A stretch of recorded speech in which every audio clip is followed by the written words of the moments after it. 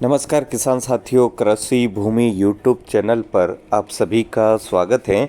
किसान साथियों, टमाटर की फसल के बारे में आज बात करेंगे, जिसमें भयानक स्थिति में एक ऐसी फंगस जो कि अर्ली ब्लाइट और लेट ब्लाइट के नाम से जानी जाती हैं, जो कि टमाटर की फसल को रातों रात नष्ट कर देती है। आपकी फसल दिन में तो बहुत हरी भरी ऐसी दिखाई देती है और सुबह जाकर देखते हैं तो मतलब ब्लाइट ही ब्लाइट उसमें देखने को मिलती हैं। तो इसको कंट्रोल कैसे किया जाए और कौन से टेक्निकल का स्प्रे किया जाए जिसके द्वारा आप आसानी से इसको कवर कर सकते हैं, और वो भी प्रिवेंटिव। उसके बाद अभी तक कोई ऐसी बाज़ार में टेक्निकल उपलब्ध नहीं है कि जो कवर कर सके या रोक दे, ऐसा संभव नहीं है। अभी जो भी टेक्निकल बाज़ार में इस्तेमाल होते हैं वो प्रिवेंटिव ही देखने को मिलते हैं।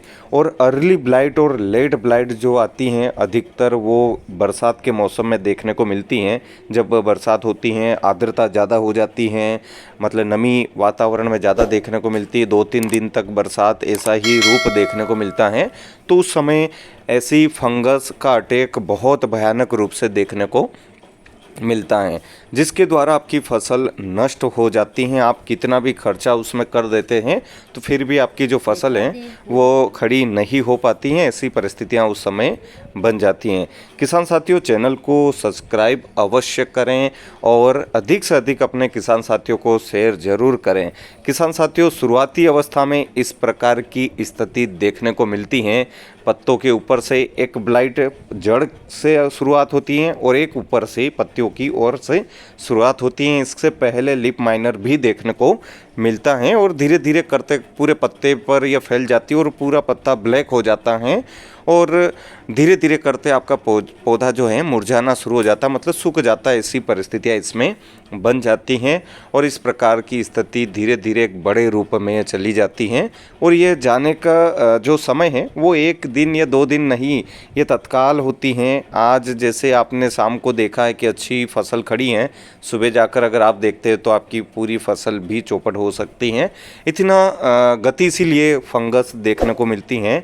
अगेती जुलचा भी इसको कहा जाता है और पिछेती जुलचा भी कहा जाता है, जिसे अर्ली ब्लाइट और लेट ब्लाइट के नाम से भी जाना जा रहा है, या कई कई क्षेत्रों में डाउनी मिल्ड्यू कहा जाता है, और भी बहुत सारे नाम अलग अलग लोग इसके रख लेते हैं। इस प्रकार की स्थिति अगर देखें तो सबसे पहला जो जैविक अगर उपयोग की बात करें तो इसमें आप अगर ज़्यादा ग्रसित पौधा हो गया है तो आप उसको उखाड़ कर फेंकें, अपने प्लांट से बाहर करें, नहीं तो वो दूसरे प्लांट के जितने भी पौधे हैं उनको प्रभावित करने का कार्य ये करता है।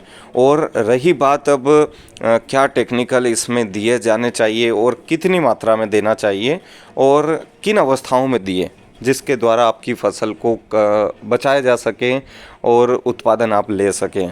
किसान साथियों, अर्ली ब्लाइट और लेट ब्लाइट में बहुत सारे टेक्निकल उपलब्ध हैं, अधिकतर कंपनियों ने भी बता रखे हैं। उसका आप प्रिवेंटिव अगर इस्तेमाल करते हैं तो ही ये आपकी जो फंगस है वो रुक सकती हैं। ऐसा अगर आप सोचते हैं कि ब्लाइट आ जाएगी उसके बाद हम स्प्रे करेंगे तो ये कवर नहीं होने वाली हैं।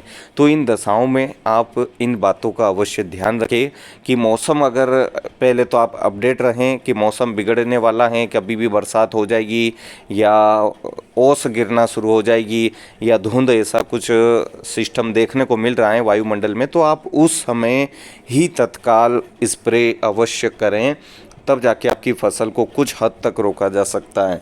तो किसान साथियों, अगर शुरुआती अवस्था है तो आप छोटे से टेक्निकल की ओर शुरुआत करें। बहुत सारे किसान साथी क्या करते हैं, बड़े टेक्निकल की ओर चले जाते हैं। टमाटर की फसल में बहुत सारा इस्तेमाल किया जाता है, स्प्रे बहुत होता है, तो वहाँ उस समय आपको ये ध्यान रखना है, अगर आप बड़े टेक्निकल में चले गए तो आपके पास कोई और स्प्रे करने के लिए नहीं बचेगा, इसलिए आप छोटे स्तर से ही शुरुआत करें। तो सबसे पहले अगर आपकी परिस्थितियां देखें कि अगर ब्लाइट शुरुआत अवस्था में है, ज़्यादा मात्रा में देखने को नहीं मिल रही, तो आप वहाँ मैनकोजेब और कार्बनडाजिम वाला टेक्निकल ले सकते हैं, या फिर मैनकोजेब और मेटालॉक्सिन जो कि रेडोमिल गोल्ड के नाम से बाज़ार में उपलब्ध हैं, सेजेंटा कंपनी में मिल रहा है, या फिर आप टाटा मास्टर दे सकते हैं। ऐसे बहुत सारे प्रोडक्ट बाज़ार में उपलब्ध हैं, आप वो ले सकते हैं, जो कि एक कॉन्टैक्ट और सिस्टमेटिक फंगीसाइड है। बहुत ज़बरदस्त रिजल्ट इसका देखने को मिलता है। मैनकोजेब और मेटालॉक्सिन का एक कॉम्बिनेशन बहुत अच्छा है। तो आप शुरुआत अवस्था में इसको अवश्य चलाएं और बारी बारी से आप इसको चेंज करते रहें।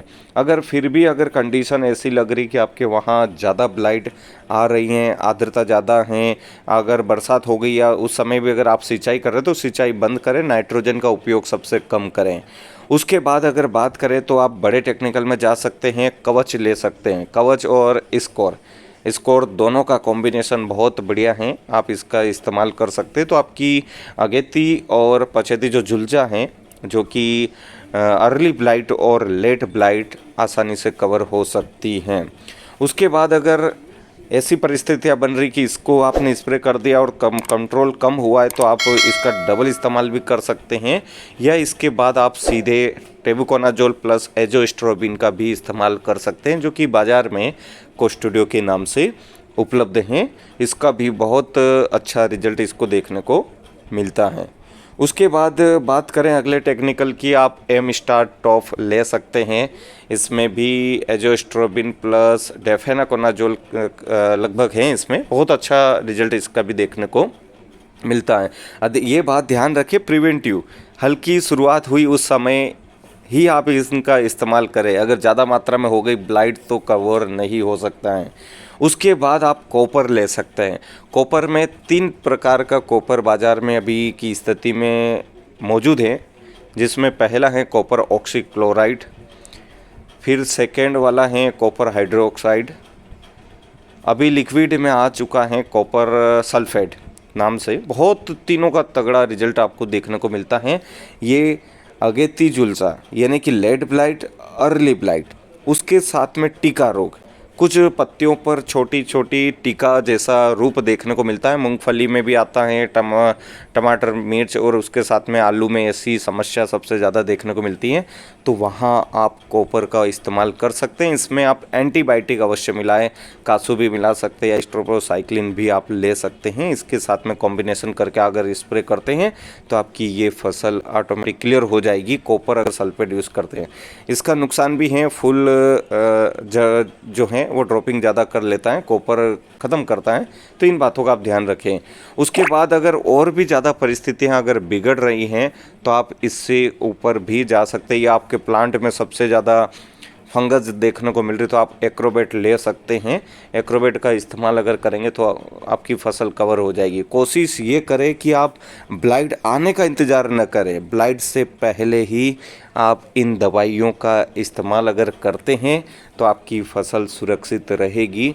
टमाटर की फसल बरसात के मौसम में या ठंड के मौसम में जब ओस ज़्यादा गिरती, इधर बरसात की समय में नमी ज़्यादा रहती है, तो ये फंगस बहुत ख़तरनाक रूप में अभी देखने को मिलती हैं। अभी मेरे प्लांट में भी शुरुआत हुई है। मैंने टेक्निकल जो है फंगीसाइड थोड़ा सा लेवल बढ़ाया है। पहले छोटे स्तर से ही मैं चल रहा था, क्योंकि स्प्रे बहुत होते हैं तो आगे तक ऑप्शन बचे रहे आपको फंगीसाइड इस्तेमाल करने में। बहुत सारे किसान साथी क्या करते हैं कि पहले ही बड़े इस्तेमाल कर लेते हैं टेक्निकल, फिर बाद में समस्या खड़ी हो जाती है, अब करें तो क्या करें, कौन सा इस्तेमाल करें। तो ये आप बात को ध्यान रखें। उसके साथ में आप स्प्रे कर रहे हैं तो आप ये भी देखें कि पानी की मात्रा बराबर रखें। ऐसा नहीं कि आप पानी की मात्रा कम रख रहे हैं या दवाई की मात्रा कम ज़्यादा भी कर रहे हैं तो उससे भी साइड इफ़ेक्ट हो सकता है। उसके साथ में आप माइक्रो न्यूट्रंस अवश्य चलाएं, क्योंकि अगर प्लांट में कोई हानि हुई है तो उसकी पूर्ति के लिए आप एक माइक्रो न्यूट्रंस अवश्य दीजिए। और जो पौधे में क्षति हुई है उसकी पूर्ति करने के लिए बहुत ज़रूरी भी हैं। उसके साथ में आप ड्रिप के माध्यम से आप कोई भी एक फर्टिलाइज़र भी चलाइए, तो जिसके कारण पौधे को ताकत मिलेगी और वो वापस हरा भरा हो जाएगा।